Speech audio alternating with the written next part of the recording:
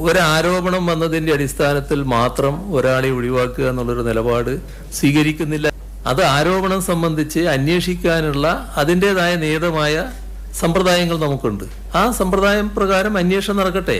അന്വേഷണം നടന്ന് റിപ്പോർട്ടുകൾ വന്നാൽ ഫലപ്രദമായി നടപടികളിലേക്ക് കടക്കും. വളരെ പ്രധാനപ്പെട്ട ഒരു തീരുമാനം എത്തിയിരിക്കുന്നു. നിർണായകമായ തീരുമാനം. DGPയുടെ റിപ്പോർട്ട് എത്തിയതിനു ശേഷം മുഖ്യമന്ത്രി ഇതാ ADGP MR അജിത് കുമാറിനെ ബറ്റാലിയനിലേക്ക് മാറ്റിയിരിക്കുന്നു എന്നതാണ് ഏറ്റവും പ്രധാനപ്പെട്ട കാര്യം. ഒരൊറ്റ കാര്യം മാത്രമേ മുഖ്യമന്ത്രി ആവശ്യപ്പെട്ടിരുന്നുള്ളൂ.